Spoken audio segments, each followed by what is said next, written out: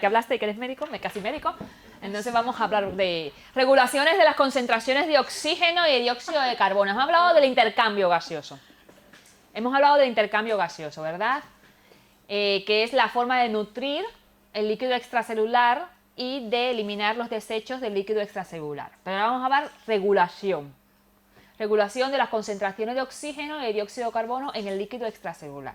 Es decir, que hay una regulación, eso está compensado. Entonces, bueno, voy a leer aquí para explicar luego. El oxígeno es una de las principales sustancias que se requieren para las reacciones químicas de las células, ¿verdad? Las células necesitan obligatoriamente del oxígeno para poder llevar a cabo sus funciones vitales, ¿verdad? Entonces, el organismo posee un mecanismo especial para controlar y mantener la concentración de oxígeno en el líquido extracelular. ¿Dónde va transportado el oxígeno por el líquido extracelular? Vamos, no me digas, ahora no me puedes fallar, ¿eh? En la sangre, pues son los eritrocitos. Hombre, claro. ¿Y dónde se unen? Están dentro de una cosa que se llama el glóbulo rojo, que es lo mismo que eritrocitos, que es lo mismo que hematí, ¿verdad? Todas esas cosas significan lo mismo. Glóbulo rojo, hematíes, eritrocitos. Eso es lo mismo.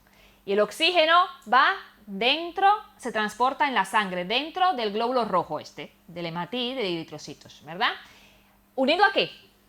A la hemoglobina. Unido a la hemoglobina. Al grupo E. Vale. El 97% del oxígeno se transporta desde los pulmones hasta los tejidos en combinación con la hemoglobina. Es muy importante por eso, la hemoglobina. El 3% se transporta en estado disuelto en el agua, pero es el mínimo por ciento, el 3%, eso no es nada. Y del plasma y en la célula de la sangre. Bueno, ¿qué ibas a decirle? Sí, se me ha ido el santo. Pues el oxígeno me hizo que, voy a repetir para ver si me acuerdo. El oxígeno se transporta desde los tejidos, desde los pulmones hacia los tejidos combinados con la hemoglobina. El 3% se transporta en el plasma. Muy poco por ciento. Pues no me acuerdo lo que os iba a decir. A ver si me acuerdo luego. Transporte de oxígeno, porque voy a seguir repitiendo. Transporte de oxígeno desde los pulmones a los tejidos.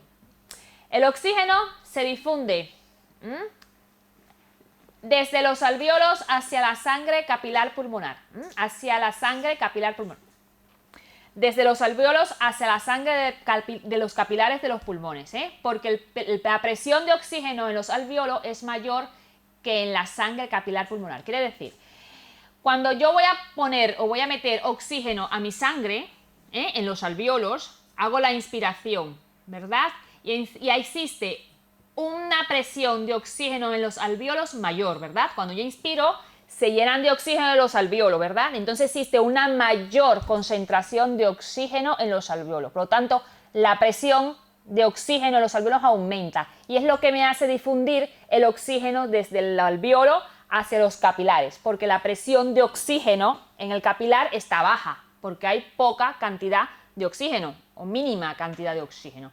Y por eso pasa o transfunde fácilmente, además de la permeabilidad buenísima que tienen los capilares, pasa sin ninguna dificultad durante la inspiración el oxígeno hacia los capilares.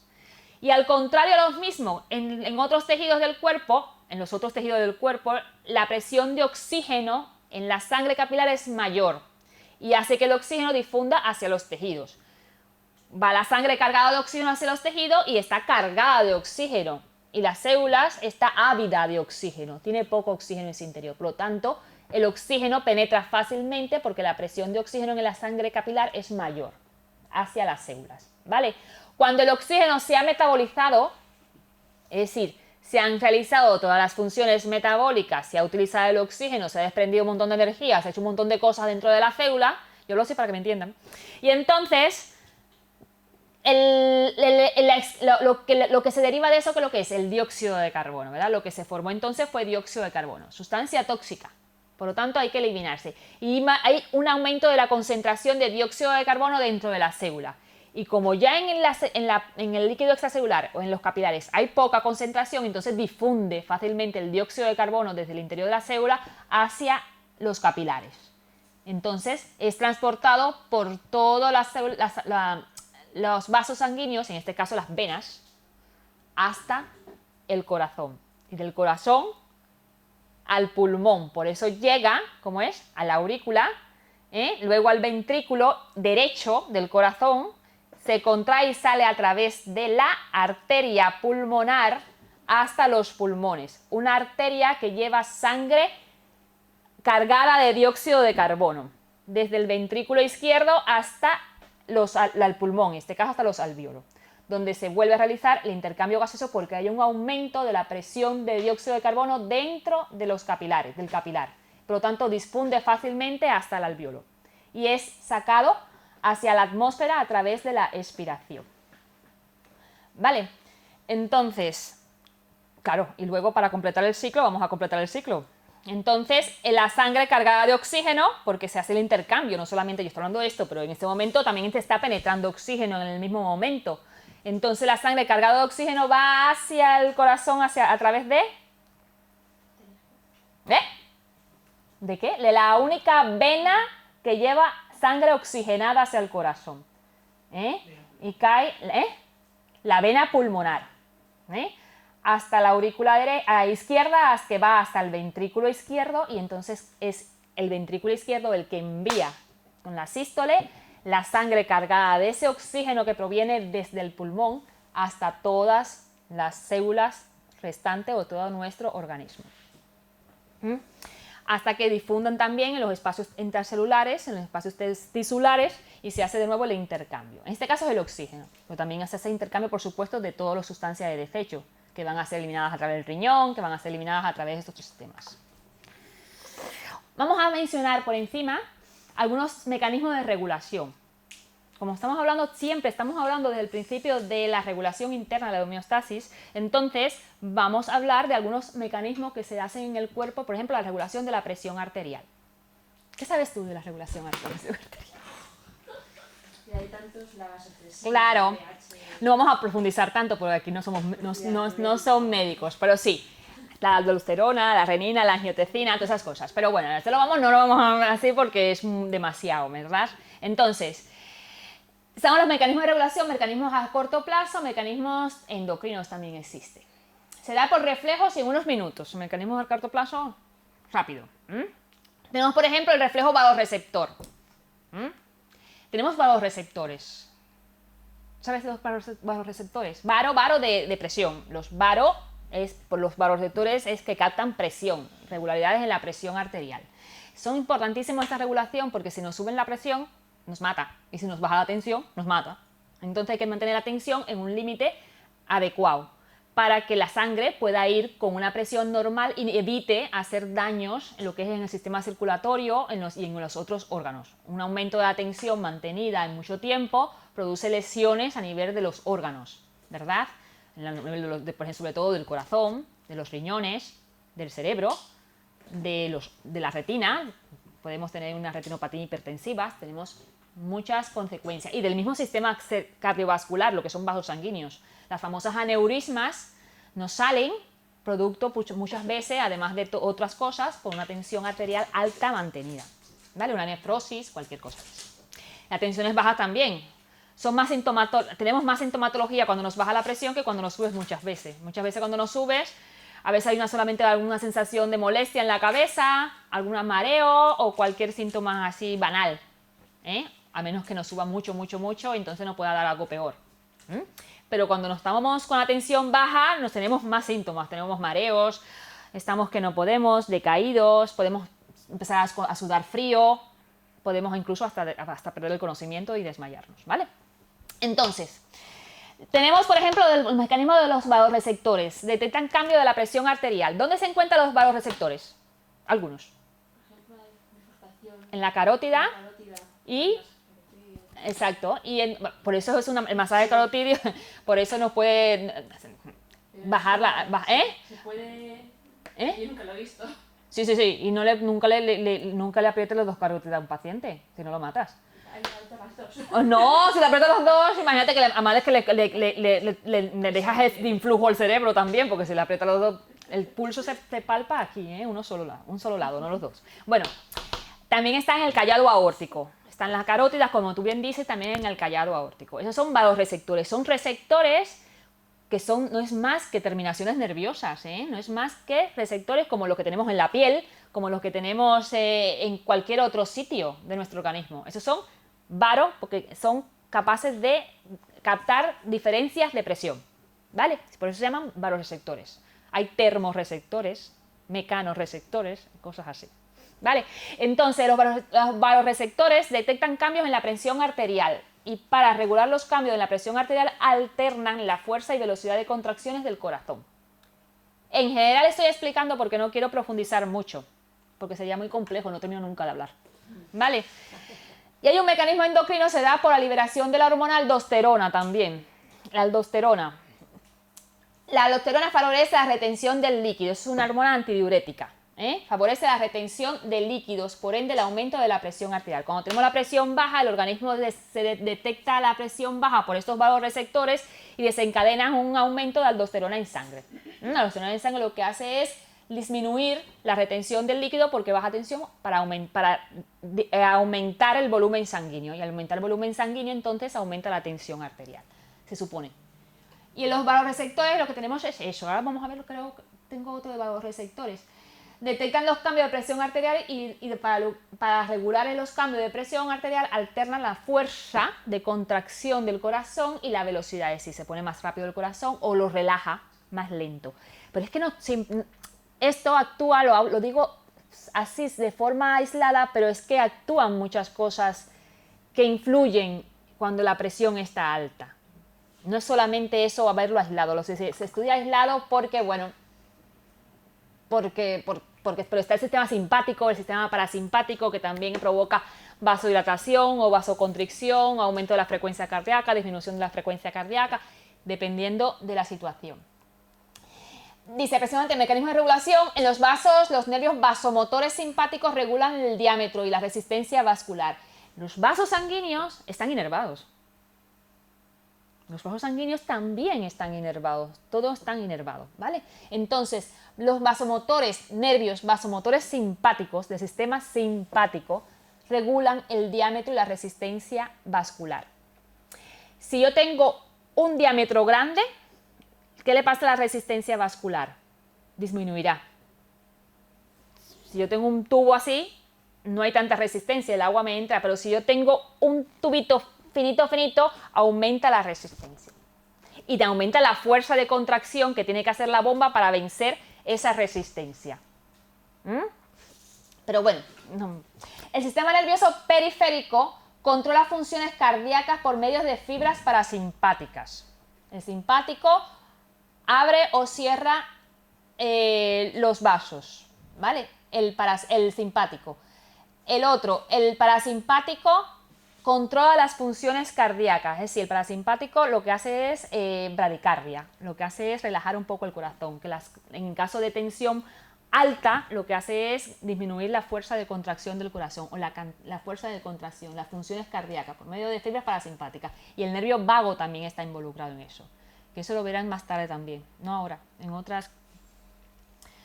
Y en osteopatía van a hablar mucho en primero de osteopatía van a hablar de todo lo que es sistema nervioso. Simpático y parasimpático lo van a ver bien profundo. Disminución de la frecuencia cardíaca, descenso de la contractilidad cardíaca, control reflejo, retroalimentación negativa, que vamos a hablar de eso, reflejo de los senos carotídeos, como tú bien dicho. Todo esto, bueno, incluso hasta la digestión, la ingesta de sal también. A ver, que también cuando uno dicen, cuando eres hipertenso, disminuye la sal en la dieta, ¿verdad? Te dicen comer sin sal. La sal retiene líquidos, ¿a que sí? La sal en exceso retiene líquidos. Bueno, aquí lo puse esto porque es más fácil para ustedes llevar esto que los otros mecanismos en realidad. Aumento de la ingesta de sal, hay un aumento del volumen extracelular. La sal tiende a retener líquidos, Y como hay un aumento del volumen extracelular, la presión arterial sube, porque hay un volumen plasmático mayor y la presión aumenta. Disminuye las reninas y angiotensina, que se secretan por el riñón. El sistema renina y angiotensina son hormonas, unos factores químicos que secreta el riñón para controlar también la presión arterial. Y eso es un estímulo. Al aumento de la presión, aumenta la síntesis, o estimulan, no aumentan, estimulan, siempre hay. para mantener la regulación completa. Pero cuando hay un aumento se estimula aún más la secreción de renina y angiotensina, que esto lo que hace es disminuir la absorción, la reabsorción de agua y sodio, la reabsorción por el riñón. Es decir, que el riñón lo que entiende es que hay mucho sodio en la sangre, que la tensión está alta, que tengo retención de líquido y por lo tanto la renina y la angiotensina lo que van a hacer es que el sodio y el agua me salgan más cantidad de esos elementos a través del riñón, para lograr un equilibrio en el organismo. Entonces lo que hace es una tendencia a normalizar el volumen extracelular. Hay una tendencia, además de todos los factores que influyen, pero bueno, hay una tendencia a normalizar la tensión arterial y por supuesto disminuir la tensión que estaba alta. Si me pongo a explicar el sistema renina-angiotensina, me tardo mucho. Eso ustedes lo van a ver. No sé si lo van a ver. El sistema renina-angiotensina no creo que lo vean. Pero bueno, ya eso es más tuyo, más de medicina. Bueno, esto es lo del sistema, un esquemita pequeñito del reflejo vasoreceptor. Depende de si está aumentada la tensión o disminuida la tensión. Si está aumentada la tensión se produce bradicardia, se produce aumento del diámetro, vasodilatación, disminución de la resistencia periférica y disminución del gasto cardíaco, es decir, de las contracciones cardíacas, en un intento de que el corazón se mantenga un poco más. Todo es proteger al corazón, todo está dirigido a que el corazón no sufra mucho.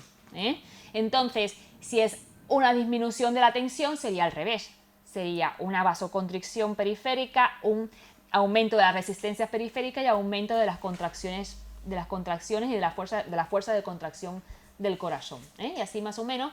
Pero todo eso es captado por unos receptores que tenemos aquí, en los carótidas y en el callado aórtico.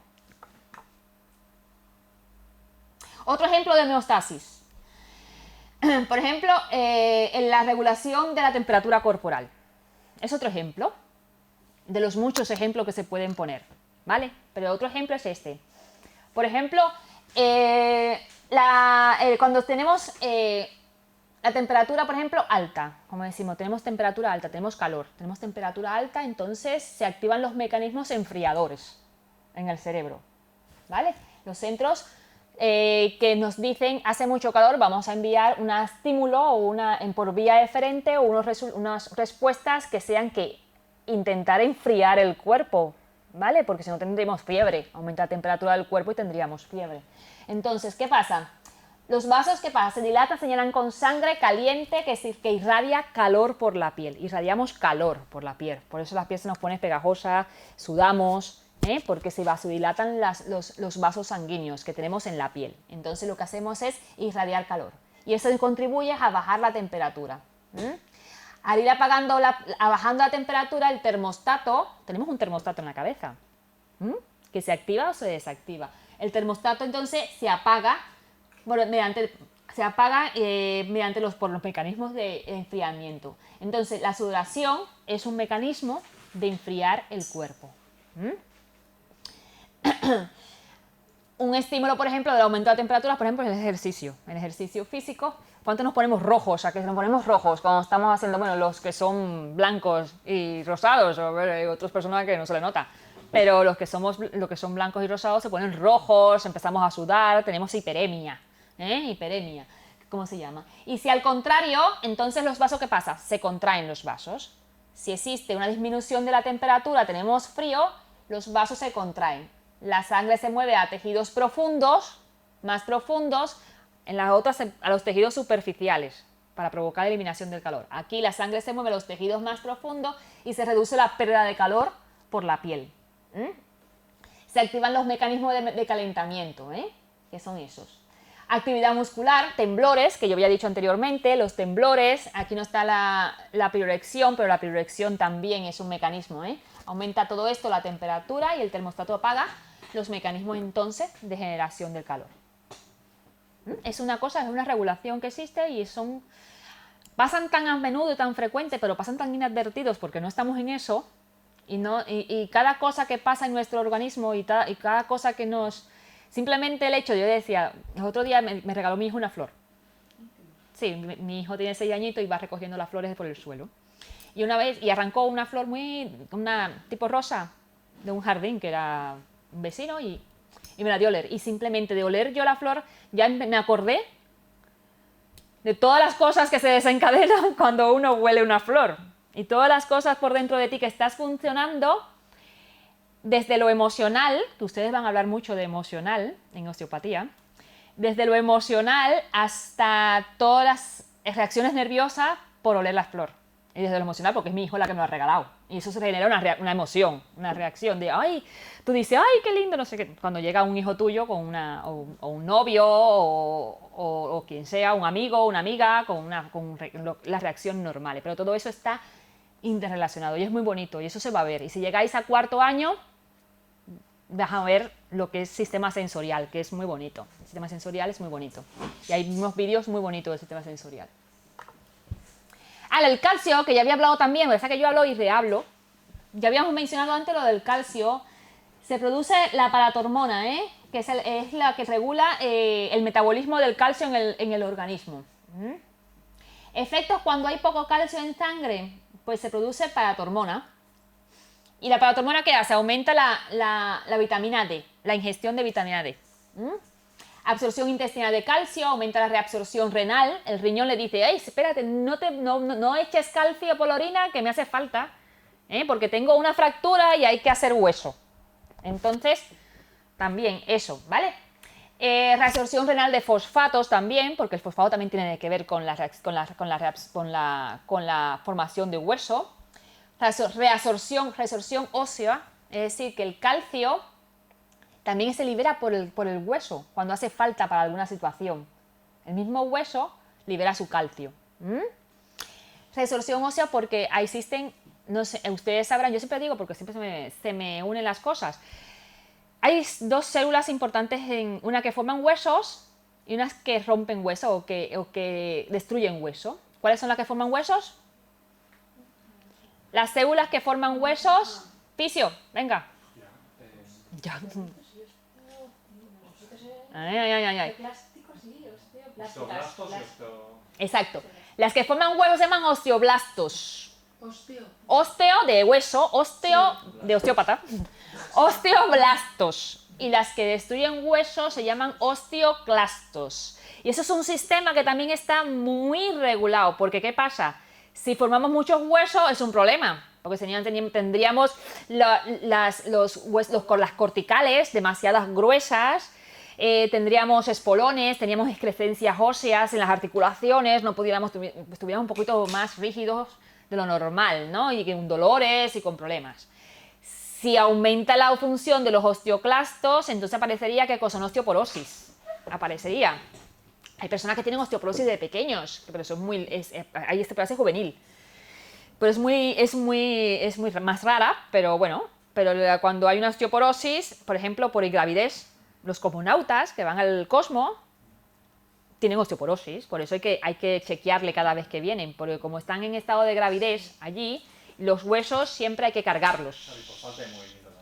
Hay que cargarlos. Ellos tienen ahí gimnasio y todo, porque ahora los tienen ahí, yo he visto ahí los documentales modernos ahora y se amarran, es como se ataran y practican deportes allá arriba y todas esas cosas. Pero, de todas maneras, como tienen un estado de ingravidez por muchos meses, los huesos, el esqueleto, hace falta cargarlos. Por eso el ejercicio físico es importantísimo. Porque si no carga los huesos, se te destruye el hueso.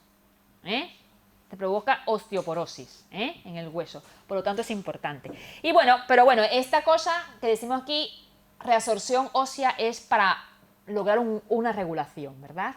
Entonces, si me hace falta calcio porque tengo calcio bajo en la sangre, en el plasma, entonces lo que se hace es que del hueso se extrae un poquito, se estimula un poco la reabsorción ósea, es decir, los osteoclastos trabajan un poquito más, pero es un mecanismo regulado. Si se desregula, caemos en enfermedades, ¿verdad? Caemos en problemas. Esos son los componentes de, eso, cuando hagas una analítica y si indiques una analítica, entonces te vendrán todas esas cosas en la analítica. ¿Cómo está el oxígeno, el dióxido de carbono, el ion sodio, el potasio, el calcio, el cloruro, el policarbonato? Bueno, todos los iones y todas las moléculas que se encuentran en el líquido extracelular, las concentraciones. Límite normal, intervalo, valor normal, intervalo, límite mortal aproximado a corto plazo y unidades. Hombre, el límite mortal no te llega en la analítica.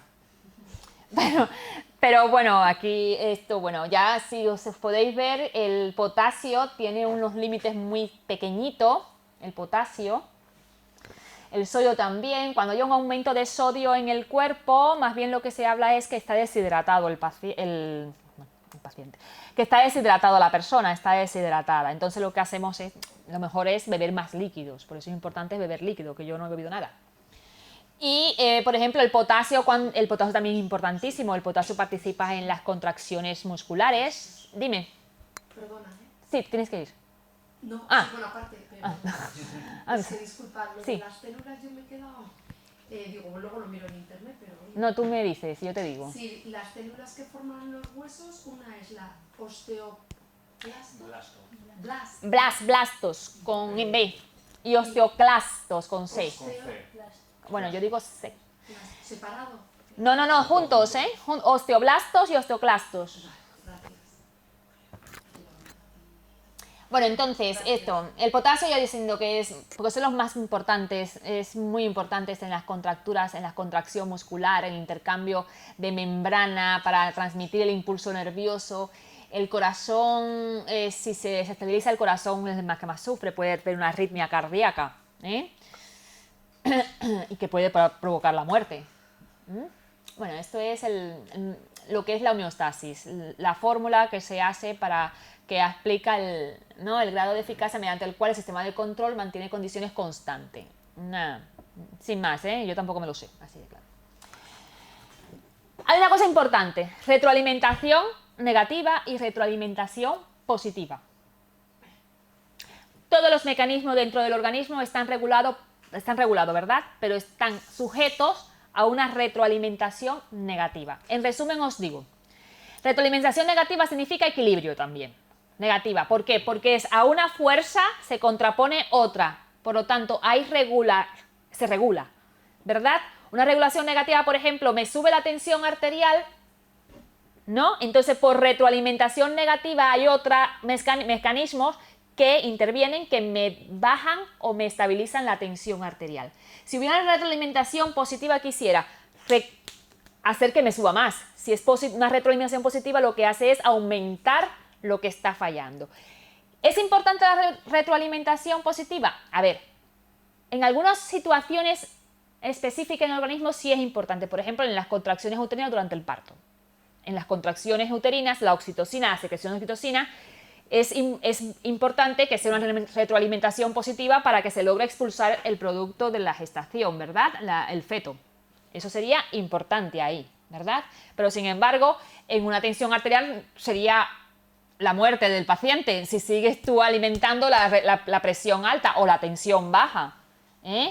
La mayoría de las veces la retroalimentación negativa lleva a desequilibrio en el organismo. La retroalimentación positiva lleva a desequilibrio. La positiva lleva a desequilibrio. La negativa, al contrario, lleva a equilibrio. O sea, aumenta, si hay un desequilibrio, aumenta todavía más ese equilibrio. La positiva, claro. Porque es como un refuerzo positivo. Es como un refuerzo positivo. Por ejemplo, es esto. Tengo frío. Y lo que hace es, en vez de ponerte por ejemplo, me pongo un ventilador. Tengo frío y me pongo... Sí, es una cosa que te... Exacto. O si no, por ejemplo, las hormonas tiroideas. Tengo hormonas tiroideas en sangre muy altas. Esto es un poquito más técnico. Hormonas tiroideas altas en sangre. Si esas hormonas tiroideas altas en sangre se mantienen altas, están altas en sangre porque a lo mejor estaba haciendo un ejercicio físico, estaba estimulándose el tiroides porque había alguna situación que hacía que el tiroides mío me hiciera secretar más hormonas tiroideas. Pero en la retroalimentación negativa, cuando ya hay mucha tiroides o muchas hormonas tiroideas, manda una información al sistema nervioso y le dice al sistema nervioso, ya no me hace falta más hormonas tiroideas porque ya tengo suficiente, ¿vale? Entonces, el sistema nervioso manda una información a la adenohipófisis y le dice, no me hagas más hormonas TSH. Que la hormona TSH es la que estimula el tiroides, la que está estimulando el tiroides. Entonces digo, no me hagas más hormonas de TSH, que es la hormona estimulante del tiroides, porque ya hay hormonas tiroideas suficientes en sangre. Entonces, por un mecanismo de retroalimentación negativa, inhibe la secreción de hormonas tiroideas. Entonces, se regula las hormonas tiroideas en sangre y ya no sube más.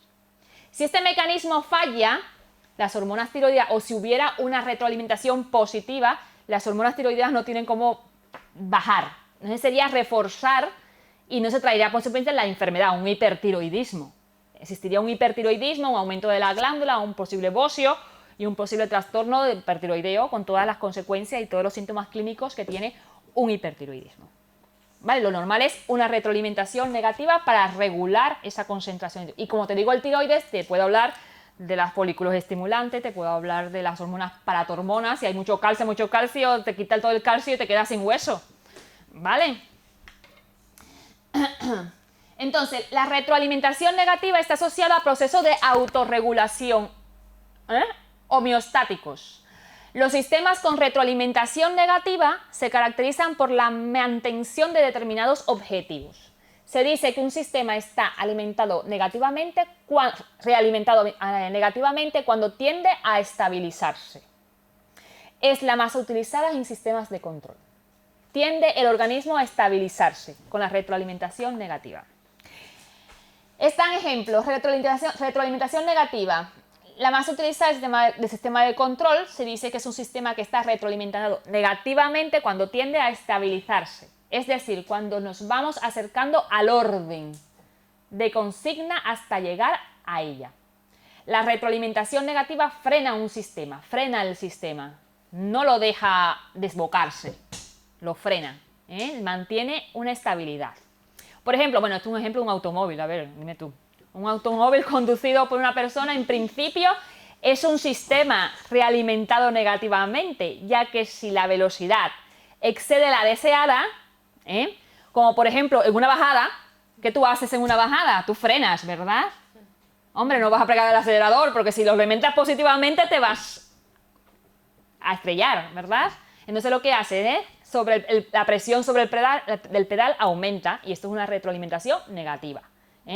Si es inferior a ella, como por ejemplo en una subida entonces al revés. En una subida aumenta la presión del pedal, ¿no? Aumentando por lo tanto la velocidad del automóvil. A ver, es lo que te estabiliza. La retroalimentación negativa es lo que te estabiliza. Esta es la positiva. Aquí dicen los ejemplos en lo que es bueno. Estos sistemas son importantes para las condiciones que no requieren ajustes precisos. La tensión arterial, las hormonas tiroideas, el calcio, necesitan un control estricto, ¿vale? Entonces, estos sistemas son importantes para condiciones que no requieren ajustes precisos y frecuentes, ya que estos sistemas tienden a amplificar. Ellos amplifican, intensifican una condición. A una condición controlada. Usualmente son detenidos por alguna clase de mecanismo o respuesta externa al sistema, si son parte de la misma respuesta fisiológica. Pueden ser destructivos o resultar en varios desórdenes, ¿vale? Otros son benéficos y hasta normales, lo que yo he dicho, la cascada de coagulación. Tú no puedes evitar la cascada de coagulación, cuando hay una hemorragia, hace falta la cascada de coagulación. Entonces esa es buena que se active y que no se inhiba, porque hace falta quitar la hemorragia, ¿vale? Entonces en este caso es importante, pero son, como dice ahí, condiciones que no requieren ajustes sistemáticos. En el organismo todo lo demás está en ajuste diario, porque todos los días te pasan cosas, todos los días estás influenciado por el medio externo, estás estresado todo el día, por lo tanto tus hormonas, tu sistema hormonal, tu sistema nervioso está en constante movimiento y tus sistemas o tus funciones químicas a nivel celular están en constante movimiento, en constantes cambios. Por lo tanto, son ajustes constantes que se están realizando dentro de tu organismo. Tu tensión está variando La tensión es de acuerdo al día, es circadiana. A ver, cuando amaneces tienes la tensión baja y en medida que aumenta el transcurso del día, la tensión arterial tiende a subir. ¿Por qué? Porque te enfrentas a la vida, porque te enfrentas al tráfico, te enfrentas a la otra que te miró mal y te enfrentas a un montón de problemas. No sé, la tensión y tiende a subir durante todo el día, ¿verdad? Entonces, hay un mecanismo dentro de ti que te está diciendo, vamos a frenar esto que está subiendo, vamos a frenar esto que está... Y no eres hipertensa. No eres hipertensa, ni eres impotensa, ni eres nada, eres una persona normal. Pero hay mecanismos dentro de ti que están funcionando, ¿verdad? Bueno, lo mismo, yo porque repito las cosas hasta que me canso. Incluso la escribo, la pongo y la pongo hasta que me canso. La positiva es una cadena circular de efectos que incrementa el cambio. Muchos cambios en los ecosistemas. ¿Qué es un ecosistema?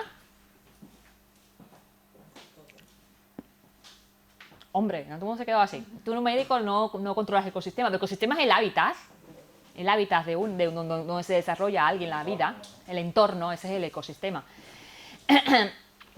Muchos cambios en los ecosistemas parecen ser muy rápidos debido a la retroalimentación positiva. Cuando crece una parte del ecosistema, otra parte cambia de manera que la primera que crezca aún más. Hay una retroalimentación positiva siempre que A tiene un efecto positivo sobre B, es decir, lo aumenta, tiene un efecto positivo sobre B, y B tiene un efecto positivo sobre A. La retroalimentación positiva es una fuente de inestabilidad, es una fuerza para el cambio. Resumidos. Muchas gracias. De nada. No, hasta mañana yo no huellas. Bueno, ya, pero... Vale. Retroalimentación positiva tiende a la inestabilidad en el cuerpo, La negativa es la que tiende a la estabilidad. Bueno, nos queda una horita, menos de una hora. Entonces, vamos a recaer en la célula un momento. Ya sé que caigo y vuelvo a caer, pero hay que saber la célula. Si no sabemos la célula, no sabemos cómo está compuesta la célula, y hemos hablado de su medio extracelular un montón, y de las regulaciones externas y de la homeostasis un montón. Pero entonces decimos, ¿y la célula qué cosa es? A ver, la célula, a ver, ¿qué planes tengo con la célula? A ver, yo voy a hablar un momentito de células. ¿Dónde se me metió el fisio? Está en el baño. Vale, entonces, yo voy a ver un poco la célula y las características de la célula y lo que compone dentro de la célula y lo que está dentro de la célula. Yo me imagino que tú estás cansada de oír de células. Un poquito sí, pero bueno, pero vamos a volver a decirlo. Entonces tenemos una estructura física de la célula y como vemos y dijimos al principio, la célula es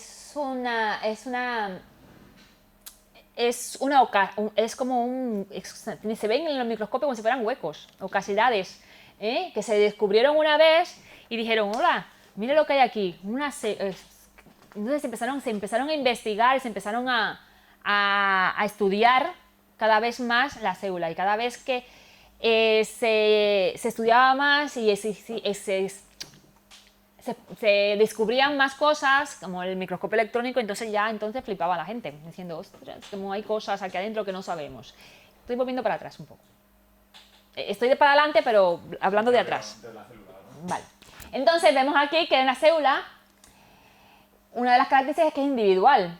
Es individual, ¿por qué? Porque está rodeada de una membrana que se llama membrana citoplasmática, que la separa del medio exterior. La separa del medio exterior. Y dentro está formada por muchos organelos. Organelos que cada cual tiene una función determinada. Pero vamos a hablar, por tanto, de la membrana plasmática.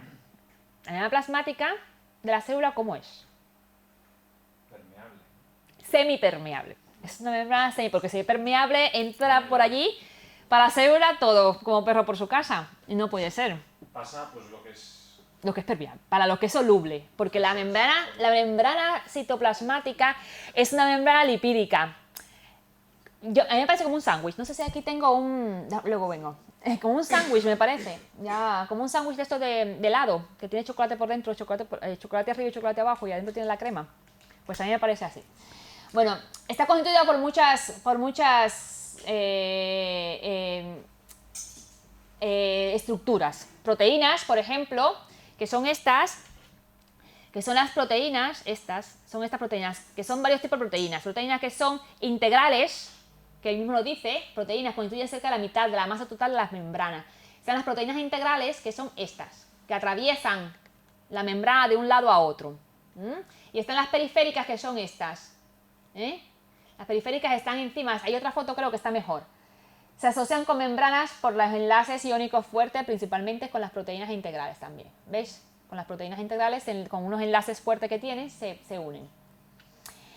Esos son los lípidos. Ahora vamos a ver si hay otra mejor. Mira, mira qué bonita esta. ¿Ves? Aquí tenemos las proteínas integrales, mira cómo atraviesan. Proteínas integrales. Están las proteínas periféricas, aquí están las proteínas periféricas. ¿Veis? Son una membrana lipídica. A ver, tiene dos capas de lípidos, que tiene como características que es muy fluida. Hace falta una membrana que sea semipermeable, pero también como maleable, como flexible. Eso le da movimiento a la membrana. Es una membrana que está en constante movimiento. Está constituida por colesterol también. Tiene colesterol, miren el colesterol en amarillito. Tiene fosfolípidos. Tiene azúcar. El azúcar, que tenemos aquí, las glucoproteínas. Estas cositas verdes, oligosacáridos, son azúcares. Esta es la que yo digo que parece un sándwich, ¿veis? Parece un sándwich de helado de esto que son ricos. Entonces, vemos la característica de los lípidos de membranas. Todos son moléculas antifab. Esto quiere decir que son con un extremo soluble en el agua y otros menos solubles en el agua. Forman una bicapa lipídica, bicapa, porque son una capa arriba y una capa abajo, ¿veis? Y lo bueno que tiene es que estas capas de lípidos se autorreparan. Ellos mismos se destruyen y se vuelven a formar. Es muy fluida y difunden los lípidos a través de ellas. Mira, este está aquí, pero puede echar para aquí o puede irse para acá y pueden rotar y pueden emigrar por la misma capa, porque es una capa muy...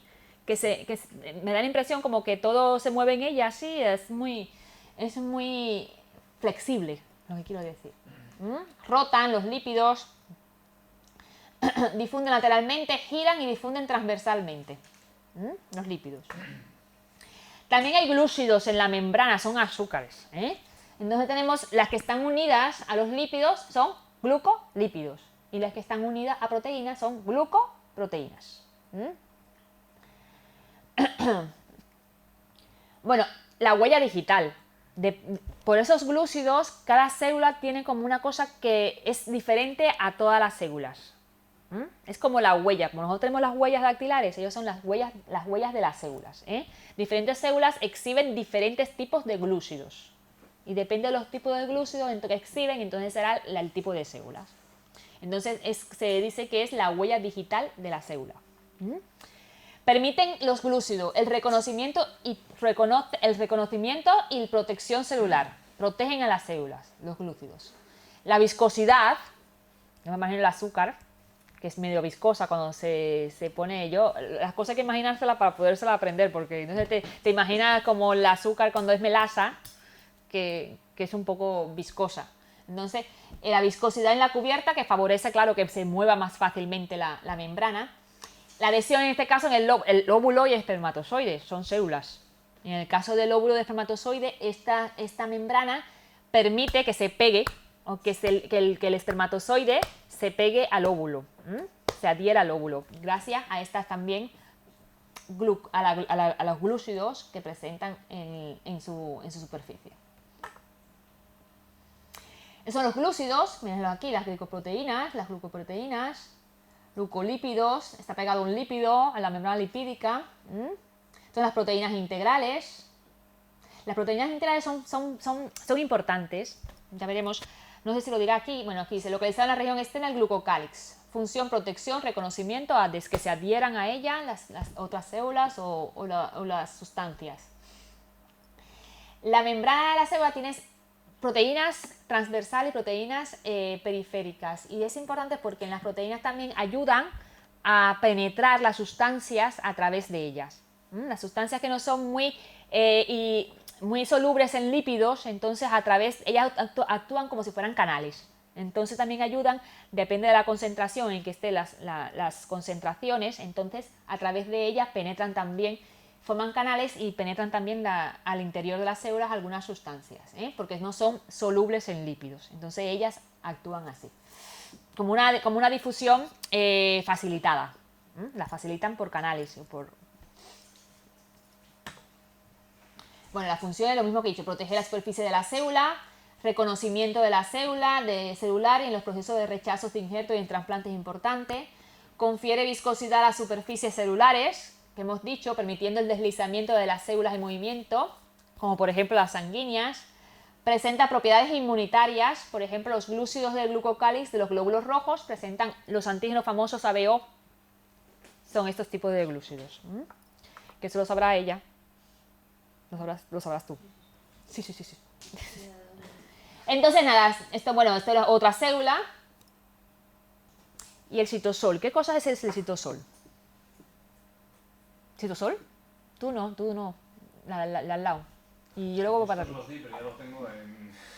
Los diste, ¿verdad? El citosol, el citoplasma. El citosol más o menos es el citoplasma. El citosol es una sustancia. El citosol es la solución líquida, esto, que se encuentra en los cuales forma el medio intracelular. El medio intracelular, donde están inmersos todos los organelos. Uy, se va solo porque yo no le he dado. Representa aproximadamente la mitad del volumen celular. Contiene una gran cantidad de proteínas, la mayoría son enzimas, que catalizan las funciones que se llevan a cabo dentro de las células. Ese es el citosol, es como el citoplasma. Tenemos otras cosas que podemos ver. Aquí tenemos un retículo, se llama retículo endoplasmático, que no sé si atrás estaba, me saltó esto aquí. Esto que tenemos aquí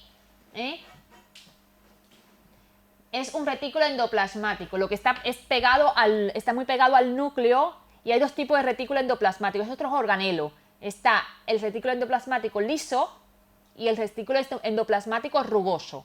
Y es rugoso porque tiene el rugoso. En este caso tiene como otros organelos incluidos, que en estos casos son los ribosomas, están metidos dentro del retículo endoplasmático. Entonces participan entre ellas en la síntesis de proteína.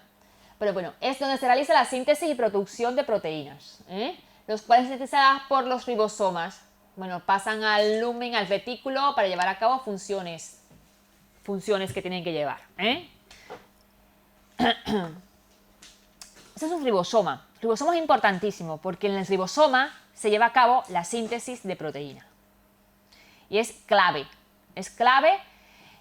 para el desarrollo de las células, para las funciones, porque cuando tú sintetizas proteínas, cada célula sintetiza una proteína específica, con una función específica de acuerdo a la célula, la que produce la célula. Sintetiza una proteína específica.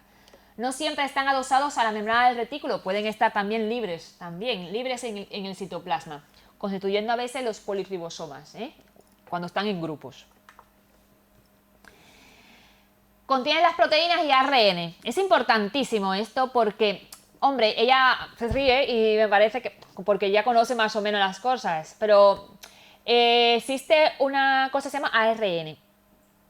En el núcleo aparece una cosa que se llama, en el núcleo, ya lo veremos más tarde o otro día, veremos en el núcleo hay un ADN, ¿verdad? Un ácido desoxirribonucleico. Se llama así porque tiene un azúcar, que es la desoxirribosa, que es la que le da el nombre.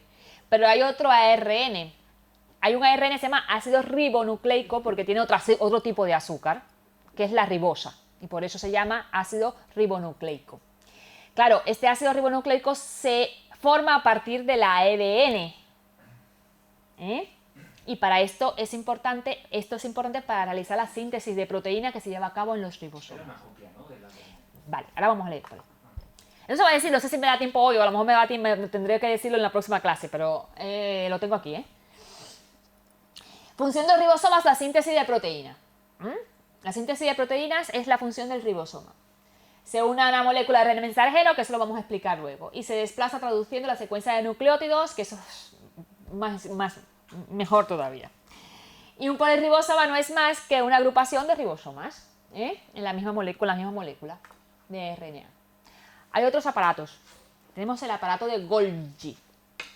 Esto está muy pegado también al retículo endoplasmático, incluso a veces se continúan unos con otros, el sistema de Golgi. Eso aquí lo descubrió un tal Camilo Golgi. Y pertenece al sistema de endomembranas, de las membranas dentro del citoplasma. Es un orgánulo presente en todas las células, excepto en los glóbulos rojos. Los glóbulos rojos son muy especiales. ¿Por qué? Porque es la única célula también que no tiene núcleo. Es una célula que no se reproduce, no tiene división, no tiene mitosis, no se reproduce. Las células, los glóbulos rojos nacen, están en la circulación y se mueren. A los 120 días se van al vaso y se destruyen. Tienen una vida límite y no se dividen entre ellos, ni se produce mitosis, no dan lugar a otras células. Es decir, que casi todas las células del organismo se reproducen, como yo dije al principio, tienen un ciclo vital que crecen, se dividen y ese es su ciclo vital, pero excepto algunas células, no todas las células hacen eso. Por ejemplo, los glóbulos rojos es una de las células que no se divide, se mueren, y bueno, con los glóbulos rojos las plaquetas, los leucocitos, todo esto tiene una vida límite y se mueren, ¿vale? Y no tienen núcleos tampoco. ¿Y por qué no tienen núcleos los glóbulos rojos?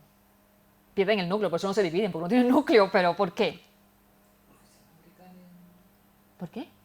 Se fabrican con núcleo. Ellos al principio, claro, porque necesitan una información genética que digan que yo voy a ser un glóbulo rojo. Entonces en la médula roja hay precursores de esos glóbulos rojos. Son precursores, son reticulocitos. Entonces los precursores de los glóbulos rojos que están ahí tienen núcleo y van a ser glóbulos rojos, pero cuando van a salir a la circulación pierden el núcleo. Cuando se maduran, pierden el núcleo y salen a la circulación. Y por eso ya no se reproducen más. Están castrados. Entonces salen a la... Sí, me da igual para la expresión esa. Entonces pasan a la circulación sanguínea. Y la circulación sanguínea, ¿por qué? Porque el organismo y el sistema, nosotros somos listos. El organismo es una cosa que está estudiado todo. Y si yo tengo mi función, que es transportar oxígeno, si tengo un núcleo en el medio del citoplasma es muy grande y no puedo llevar tanto oxígeno. Entonces, para yo cumplir mi función transportadora de oxígeno, pierdo mi núcleo. Para tener un citoplasma casi no tengo ni organelos ni nada. Entonces ahí tengo toda la capacidad de tener mi hemoglobina fijada, mi hierro, que me hace falta el hierro también, y entonces tengo más espacio en mi interior. Por eso es que todo es por algo. Es muy listo el organismo. Entonces, es un orgánulo presente en todas las células eucariotas, excepto los glóbulos rojos, que no tienen nada, los pobres, tienen oxígeno. Y las células epidérmicas tampoco. Está compuesto por sacos de membrana de forma discoidal, localizado siempre cerca del núcleo. Están localizados ahí cerquita del núcleo. Una estructura similar al retículo endoplasmático, es así un poquito de membranas, pero es un poquito más compacto. Funciones, algo que ver también con las proteínas. Las proteínas es importante en ellos. Proteínas y lípidos, además de su empaquetamiento, de todos ellos. Es como una fábrica, la célula es como una fábrica dentro, cogen las proteínas, la empaquetan, la llevan para un organelo, hacen la síntesis, por ejemplo, la respiración celular, liberan energía, ATP, trifosfato de adenosina, para hacer alguna función de esa célula. Forman lisosomas, vacuolas de secreción, sintetiza componentes de la pared celular. Es como un almacén pequeño que tiene la célula, entonces va para hacer lípidos, para hacer un poco de membrana celular a esta membrana que está ahí un poquito viejita. Vamos a hacerla. Y vamos a hacer un lisosoma porque el lisosoma es una vacuola que es la que provoca la digestión de la célula. Y vamos a hacer cosas así. No menos importante, Bueno, este es un aparato de Golgi, ahí más cerca, ¿dónde está? Aquí. Este es el aparato de Golgi. Y este es el retrículo endoplasmático. Este es el rugoso que tiene puntitas y este es el liso que no tiene nada. ¿Vale? Lisosomas. Es importante porque las células se nutren. Y es como un organismo. Comen, hacen digestión y echan y excretan. Es igual que lo que tú que comes, que haces digestión y después vas al baño. Igualito. Funciones de los lisosomas. Fagocitan los cuerpos extraños, tóxicos, materiales raros, cosas raras que encuentren ellos. Todo eso se lo fagocitan, se lo comen y lo destruyen mediante enzimas que se encuentran en el interior. Es como la digestión del sistema digestivo, pero en las células. Este es un lisosoma. Viene aquí, por ejemplo, esto es la membrana plasmática, aquí está el líquido intersticial y viene la molécula de lo que vayan a ingerir, las proteínas, un aminoácido o algo así que vayan a ingerir para la célula, para que necesitan para nutrir la célula. Y cogen y hacen esto, que vamos a ver ahora, más adelante, que es la membrana sin vagina. Eso se llama endocitosis, ¿vale? Eso se llama endocitosis. Cuando se alimenta la célula es endocitosis. Entonces se invagina y coge el alimento, ¡bup! Y se forma ¿qué? Una vacuola, ¿no? Entonces la vacuola viene por aquí y viene el lisosoma que se desprende del Golgi, que ya lo formó el sistema de Golgi, ¿no? El aparato de Golgi. Y este lisosoma lo que tiene es enzimas dentro. Y va el lisosoma y se adhiere a la vacuola. Y va y ahí vierte las enzimas que él contiene adentro. Y hace que se digiera o se destruya o se alimente, la forma de la digestión, que hace digestión la célula. Si utiliza la digestión, sale al citoplasma lo que ellos... ¿Dónde estoy yo? Sale al citoplasma los productos que van a ser utilizados y el lisosoma entonces ya se une, porque se une a la vacuola. Aquí está unida. Y entonces, claro, esos son los productos de excreción que quedan. Entonces, el lisosoma digiriendo un organelo dañado. Mira, esto es un lisosoma. Había un organelo, por ejemplo, una mitocondria que estaba dañado y entonces él cogió y la fagocitó y la digirió también. Él puede fagocitar también, tiene esa capacidad. Entonces, aquí no está puesta la exocitosis, pero la vamos a ver después, porque estas cosas, los productos de desechos, se tienen que echar fuera de la célula no se puede quedar con ellos porque si no se enferma. Y esto es importante, esto del lisosoma y que se comió aquí una mitocondria, parece, se llama autofagia. Yo me como yo mismo para evitar enfermarme. ¿Vale? Ahora lo vamos a ver un poquito antes. Aquí otra cosa, los peroxisomas, que más o menos, en resumen, su función es netamente enzimática y catalítica. Catalítica quiere decir que llevan a cabo funciones de catálisis, es decir, de destrucción, de sintetizar, de reacciones químicas que llevan a la liberación de energía. Tiene además función protectora del peroxisoma. Sin más, esto no me... Aquí, peroxisomas también. Tienen un periodo corto de vida, 5 días. Y luego son destruidos probablemente por mecanismos de autofagocitosis, lo que vimos anteriormente. Son destruidos porque viene el lisosoma y se lo come. Contiene una abundante cantidad de enzimas que participa. Esto es un lisosoma. Aunque no lo pongo ahí, pero debe ser un lisosoma. Contiene una cantidad de enzimas que participan en la reacción de oxidación. Peroxidasa, catalasas, aminooxidasa y bueno, sin más, Mitocondrias. Qué bonitas son las mitocondrias. Qué importantes son las mitocondrias. ¿Sabéis que el ADN, ya lo vamos a ver en otra clase, el ADN mitocondrial es solamente materno? Que las mitocondrias también tienen un ADN. Que tenemos 2 ADN, que no tenemos solamente el ADN en el núcleo, tenemos un ADN mitocondrial también. Y simplemente es materno. Es decir, que las enfermedades de ese ADN se transmiten a través de la madre nada más. De herencia materna. Porque tenemos ADN mitocondrial. Porque no lo tenemos porque el óvulo acaba con el espermatozoide cuando se penetra el espermatozoide en el óvulo destruye lo que es todos los organelos. Simplemente atraviesa o llega a entrar el núcleo que contiene la información genética del espermatozoide, pero todo lo demás es destruido. Por lo tanto, las mitocondrias y todas esas cosas del macho se destruyen. Entonces queda solamente la mitocondria de la hembra. No sé cuándo está afectado el ADN mitocondrial, es una herencia materna, nada más. La culpa es de la madre. Entonces, las mitocondrias son organelos celulares encargados de suministrar la energía. Aquí es donde se realiza el ciclo de Krebs famoso y todas esas cosas que no lo voy a entrar a hablar. Oye, mira cómo me dice, no, está ahora como a las 7 con la hambre que tengo, como que ahora no me hables del ciclo de Krebs. Bueno, suministra la mayor parte de la energía necesaria para activar la célula, la respiración celular. Eso es el ciclo de Krebs. La respiración celular. Para que la célula funcione y respire, necesita mitocondrias. Si no tiene mitocondrias o se daña mitocondrias, se muere la célula. Actúan como centrales energéticas. Sintetiza ATP. ATP es trifosfato de adenosina. Y el ATP es obligatorio, mediante la respiración, liberan este tipo de energía.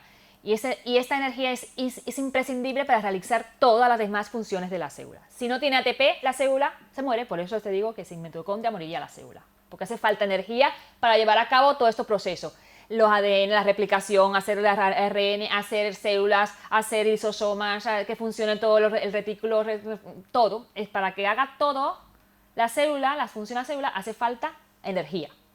El transporte de membranas de la célula a través de la membrana, los transportes, es producto al que hace falta. La bomba sodio-potasio, que no hemos hablado de transporte a nivel de membranas, no hemos hablado de eso, pero el transporte activo se hace, claro, con el ATP, con el gasto de energía. Si no existe energía, no se puede realizar un transporte, o la bomba sodio-potasio no funcionaría muy bien, que digamos, ¿vale?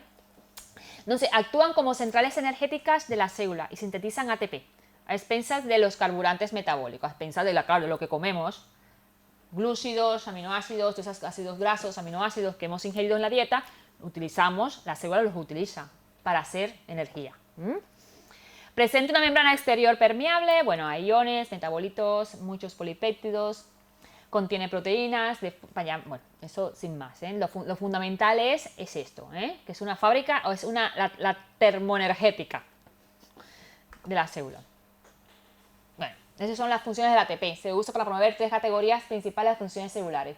Transporte de sustancia a través de las membranas de la célula, lo que estamos dicho. Suministra energía para el transporte de sodio a través de la membrana celular. Síntesis de compuestos químicos a través de la célula. Es decir, la formación de proteínas y todas las funciones celulares se realiza por la energía que tenemos. Trabajo mecánico. Para suministrar la energía necesaria durante la contractura muscular, por ejemplo, para todas las funciones celulares hace falta energía, en resumen. Hay un citoesqueleto, ¿eh? La célula tiene un citoesqueleto porque si no estuviera así aplastada y con las membranas pegadas unas con otras, y igual que nosotros tenemos un esqueleto, si no tuviéramos un esqueleto estuviéramos como amorfos, ¿no? Estuviéramos tirados en el suelo así, si tuviéramos la piel solamente y los músculos. Tenemos un esqueleto para que nos dé forma a nuestro cuerpo, ¿verdad?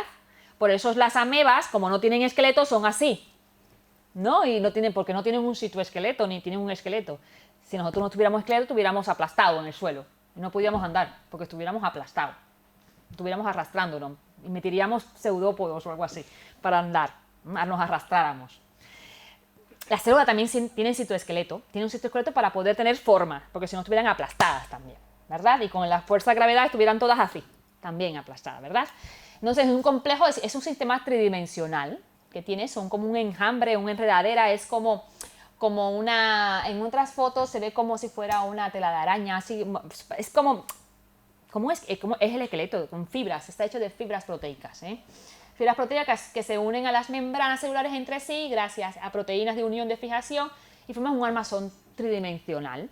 Por eso la célula, cuando también tiene una altura, tiene una forma, ven que unas son más aplanadas, otras más cilíndricas, otras más cuniformes, con forma de cono, tienen varias formas.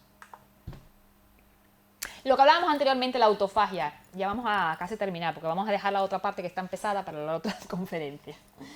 La autofagia, etapas, bueno, lo que habíamos dicho, la autofagia, inducción, formación de autofagosomas, unión a un lisosoma, lo que hemos dicho, la unión del lisosoma, degradación del contenido y eliminación del autofagosomas, enfermedades asociadas a la autofagia. Cuando esto falla, es cuando se provoca enfermedades de la célula. Si no tengo un barrendero que me limpie la célula o que me haga un control interior de la célula, esa célula se intoxica. Y si la célula está mala, se enferma, ¿verdad? Y puede provocar la apoptosis. ¿Qué es la apoptosis? La apoptosis es la muerte celular. La muerte de la célula, no de nosotros, la de la célula. Nosotros tenemos fallecimiento. Entonces, la apoptosis es la muerte celular, ¿eh? Y, bueno, cáncer, enfermedades diversas, cuando hay cuando falla bueno, esto, lo mismo, ¿eh? Desempeña un papel fundamental en el proceso de autofagia los lisosomas. Comerse a sí mismo. Es un proceso de limpieza, según el cual los órganos, los grandes agregados proteicos obsoletos se degradan y se reciclan. Se reciclan muchas cosas, ¿eh? También se recicla, se coge lo bueno y se deja. Los orgánulos celulares deteriorados son transferidos a lisosomas por estructuras con doble membrana, bueno, denominados autofagosomas, que se forman en el citosol, sin más. Y al final el núcleo. Se descubrió en el 1833 por Robert Brown. Generalmente son mononucleares las células, pero hay células, a ver, que tienen 2 núcleos, hay otros que tienen